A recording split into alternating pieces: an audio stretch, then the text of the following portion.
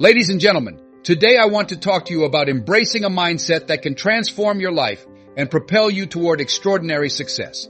The belief that I'm the one. Too often we look around and see others achieving greatness, and we think to ourselves, that could never be me. But what if I told you that you are the one who can overcome obstacles, achieve incredible goals, and make a lasting impact? Believing that I'm the one means recognizing your unique strengths, talents, and potential.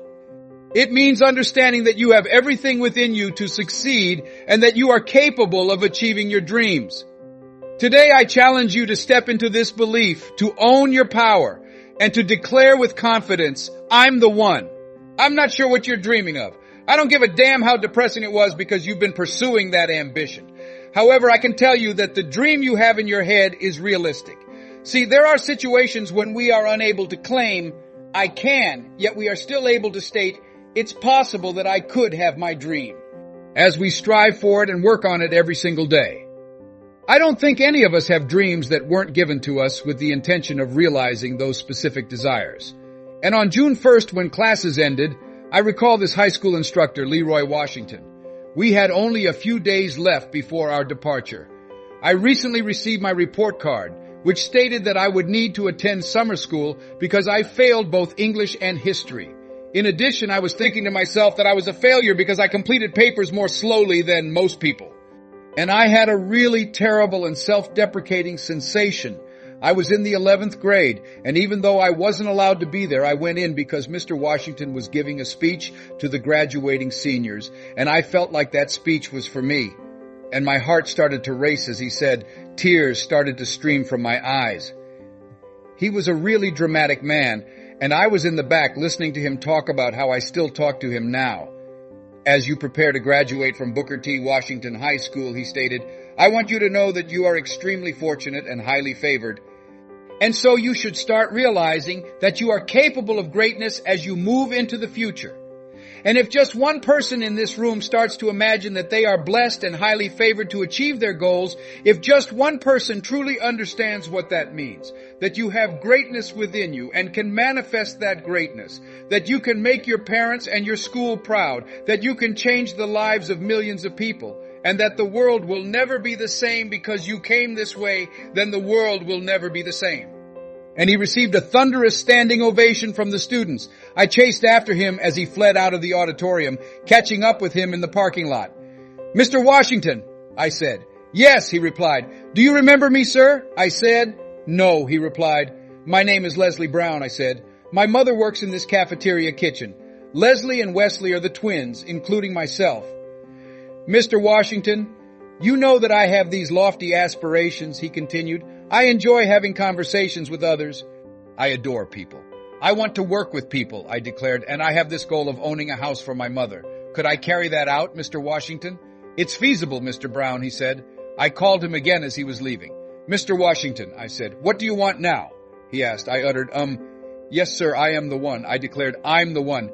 Do you recall me, sir? I am Miss Mamie Brown. The word is me. The word is me.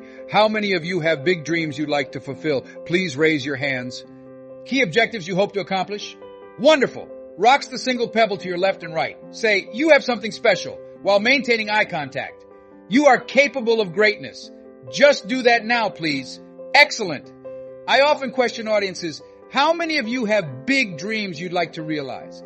I have another question for you because I've been thinking about this. I experienced a relapse of small C cancer last year.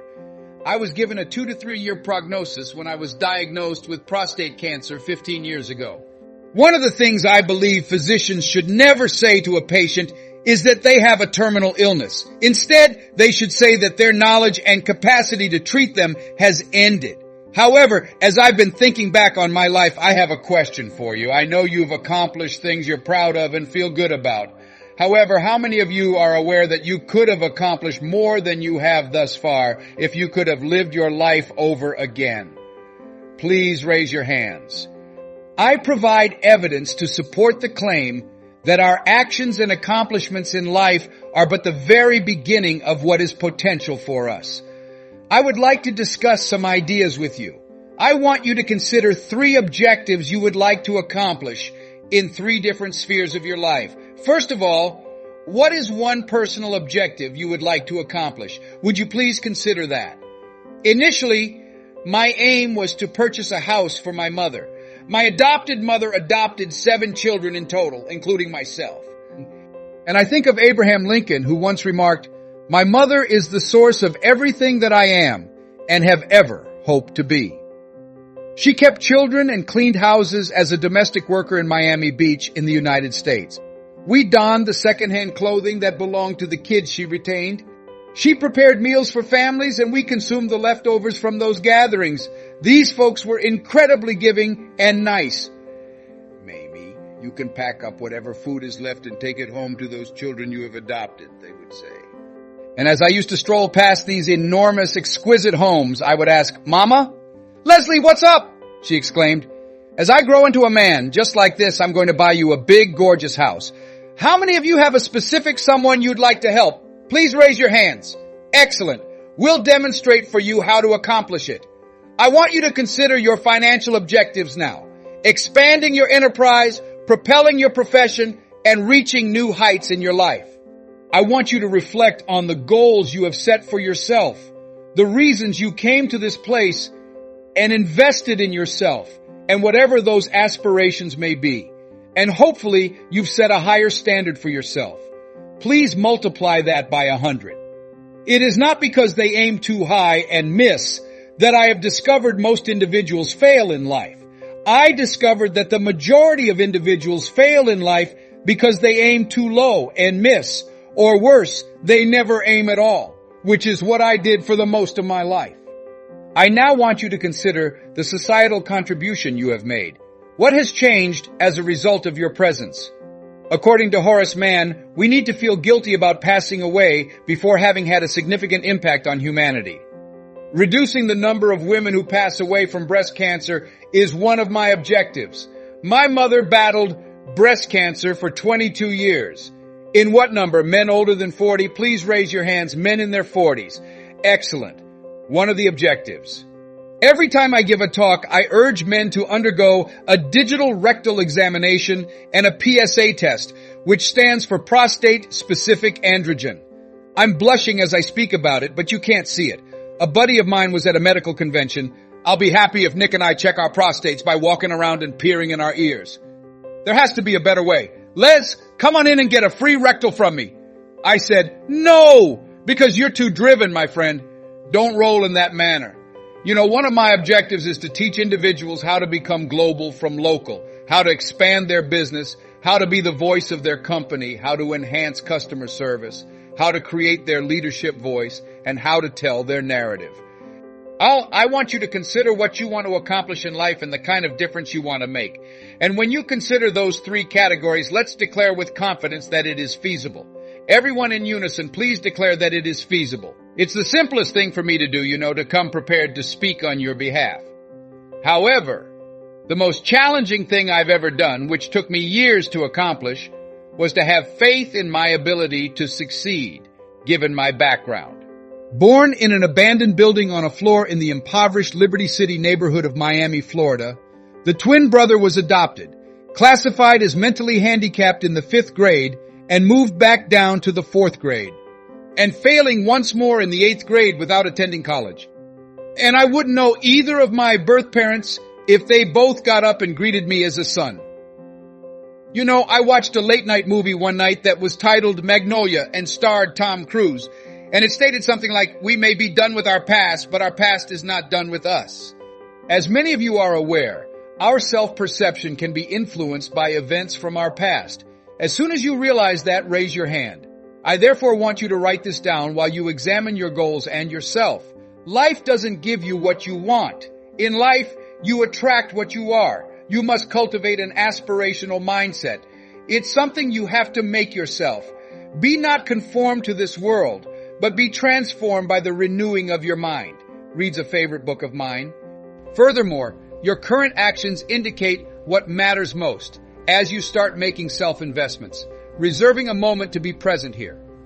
The late Peter Drucker referred to this period as the era of the 3 Cs: increased complexity, fierce competition, and accelerated change. Thus, while you examine your objectives and yourself, Make time each day to improve your thinking and broaden your perspective on your own potential. As you are aware, they conducted an interview with one of the richest individuals on the planet, Warren Buffett. What is the most crucial investment that people can make today, they asked him. And this occurred during the height of the U.S. recession. This man possesses billions of dollars both in real estate and the stock market. The most crucial investment you can make, he continued, is in yourself. Please repeat after me, everyone. Live large, die poor. Repeat it. Live large, die poor. I was reading some lines one night by Dr. Howard Thurman, who was a mentor to Dr. Martin Luther King Jr., Dr. Albert Switzer, and Dr. Mahatma Gandhi after I had 238 radiation seed implants. Deep is the hunger, the voice of the sincere, he wrote, the pivotal instance. He stated that having family members pray with a man or woman as they pass away is the best scenario, as I was thinking back on his remarks. But picture, if you will, yourself on your deathbed with people gathered around your bed, he continued, the specter of your dreams, thoughts, skills, and gifts bestowed upon you by life. However, for whatever reason, you never followed through on those aspirations, never put those ideas into practice, and never made use of those gifts. You never made use of such abilities. And there they are, glaring at you with big, irate eyes while you lie in bed, telling you that only you could have given us life, and that we must now die beside you forever. And the question is, what goals, what skills, what abilities, what gifts, what thoughts would pass away with you if you died today? According to a minister from the Bahamas, the richest region of the world is not in the Far East where there is abundant oil. It's not in the diamond mining country of South Africa. The graveyard is the richest site on earth, he declared. You can sense unrealized potential there. You can find unwritten books there. There are concepts that were never implemented.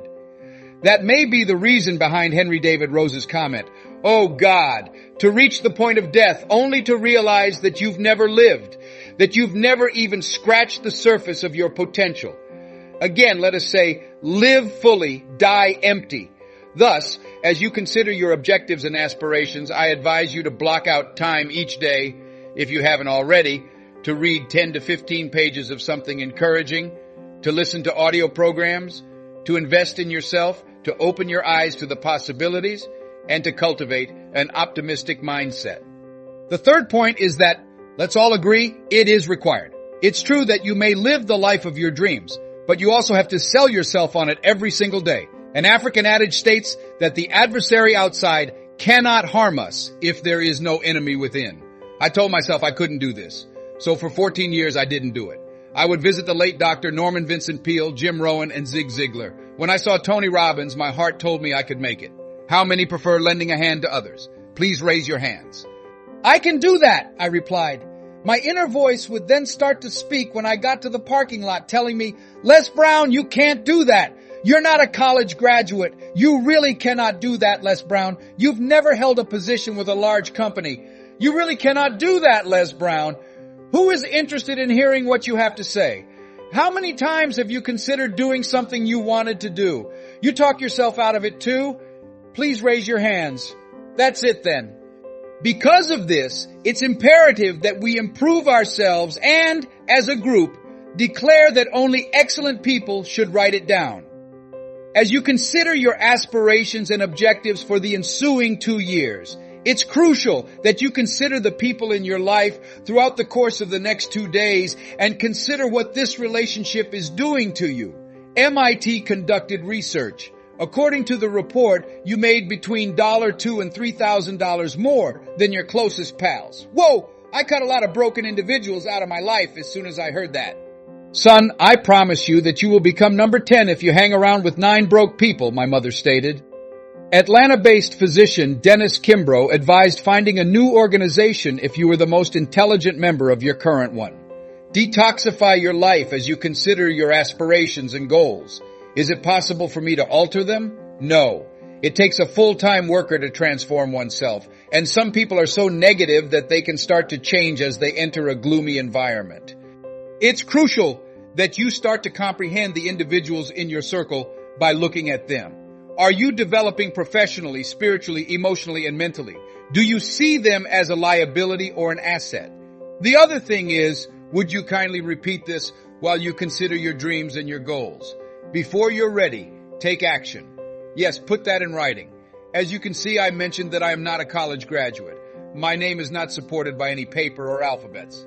And I came to understand that you have to learn to take risks if you want to succeed in life and leave your mark. Viscott asserted that growth is impossible without taking risks. You can't become your best self if you can't evolve. You cannot be happy if you are unable to reach your full potential. And what else is there if happiness is out of your reach? Helen Keller makes some valid points. She claims that life is erratic and fleeting. To ensure you have something exceptional, eat the dessert first. Something inside of you said, I want more, which is why you're here. I'm capable of more. The reason you're here is that you're unique. What proportion of you know folks who ought to be here? Please raise your hands. Yes, you're unique, which is why you're here. You are unique. I choose not to be a common man, declared one man. I have the right, if I can, to be unusual. I'm looking for opportunity, not safety. Having the state take care of me would make me a dulled and humbled citizen, something I do not want to be. I want to be willing to take measured risks in order to create, dream, fail, and succeed. I refuse to subsist on handouts. I value life's challenges over certainties in existence and the rush of accomplishment above a dull, predictable utopia. I refuse to submit to threats or tremble before any authority. I stand tall, proud, and fearless because it is my heritage. To bravely confront the world and declare this, I've completed it. Give yourself a pat on the back for having the extraordinary drive to fulfill your dreams and make a significant impact on the world. Boost your energy levels. Thus, while you examine yourself, not only should we start improving our relationships, but you should also write down your aspirations and goals. You cannot succeed by failing yourself. You see, 85% of people let their fear of failing take precedence over their drive for achievement. It's acceptable for you to make mistakes from time to time. Anything worthwhile is worthwhile, even if done poorly. If you know how to do something, it's worth doing well. If you're not sure how to do anything, it's worth trying a few times until you do it correctly. You have to be open to trying new things in life. I never would have guessed that I was capable of doing the range of things that I have. I don't even know you. Yet, here's what I can say about you. You possess greatness, but staying in your comfort zone will prevent you from realizing it.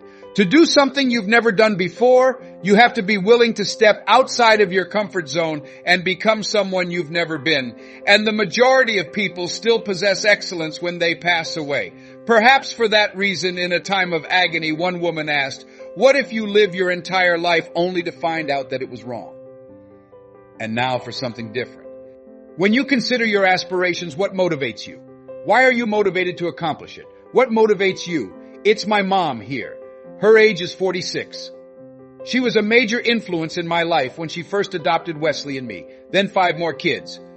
That 1 o'clock a.m., am I to the left or right? It's me who looks cute. That 1 o'clock a.m., I'm the person on the left now. Fine. Yes, in fact. While you reflect on your aspirations, don't forget to honor and admire a loved one or someone who has inspired you. And I remember this picture of Wesley and me eating sugar cane from my past. As you can see, we did not have a silver spoon in our mouths from birth. Is sugar cane consumed in Australia? Has someone ever eaten sugar cane? Not just 2 of you, but the majority of you have. Yes, it is quite sweet. It's captivating. We were raised in the part of Florida where sugar cane is grown. The father of Donald Trump handed him $200 million so he could succeed. How many of you are aware that you have a decent chance of succeeding if I offer you $200 million? Please raise your hands. We had an edge because my mother gave us 2 pieces of sugar cane, space. That always makes them quiet. A silver spoon was in Donald Trump's mouth from birth. Which would you choose to eat if you had to choose between sugar cane and a silver spoon? Cane sugar. We had an advantage, as I mentioned. That is the subject of my discussion. I later met someone who had a profound impact on my life. See, the narrative we tell ourselves about ourselves determines what we do and achieve in life. And I got to know this friend. Back then, I worked as a disc jockey. Les Brown, you're more than just a disc jockey, he added. You're more than just a paycheck, Les Brown. Les Brown, there's more in you. How many times have you been the object of someone else's admiration that you were unaware of? Please raise your hands. He kept talking to me even though I was blind to it at the time. Hearing, and hearing is the source of faith. And eventually, I started my own business. I started scheduling performances, inviting performers to visit the city rather than merely conducting a radio broadcast. And in 1973, these little ones arrived. I'm standing in the back there. Michael Jackson is pictured there. In 1973, at the age of 10, I had no idea who they would develop into. They had no idea who I would turn out to be. You have no idea whose hand you just shook when you shook it in front of the audience. You have no idea who they are. No one is, nor has the ear heard, nor the eye seen. God has magnificence within each and every person, including the one whose hand you just shook. Let that knowledge seep into humanity's hearts, and you were picked to demonstrate it, a single sperm out of 400 million.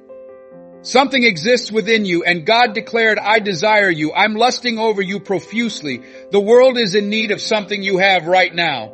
We'll all be without it if you don't provide it to us. I want you to carry this powerful affirmation with you. I'm the one. Let it resonate deeply within your heart and mind. You are the one who can change your life, the one who can achieve greatness, and the one who can inspire others to do the same. Every time you face a challenge or a doubt, remind yourself of this truth. Stand tall and say, I'm the one who can make it happen. I'm the one who can turn dreams into reality. Your belief in yourself is the most powerful tool you have. It will guide you through the toughest times and help you seize the greatest opportunities. As you leave here today, make a commitment to embrace this mindset fully. Surround yourself with people who uplift and support you. Take bold actions that reflect your belief in your abilities. Celebrate your victories, learn from your setbacks, and keep moving forward with unwavering determination. Remember, the journey to success starts with the belief that you are the one who can achieve it. Thank you for joining me on this journey of self-empowerment and personal growth. Let's continue to uplift and inspire each other as we embrace our potential and pursue our dreams with passion and purpose. The time is now. Declare it with confidence. I'm the one. You have the power, the strength, and the capability to achieve incredible things. Embrace this truth, let it guide you, and watch as your life transforms in ways you never thought possible. You are the one who can make a difference, and you are the one who can achieve greatness.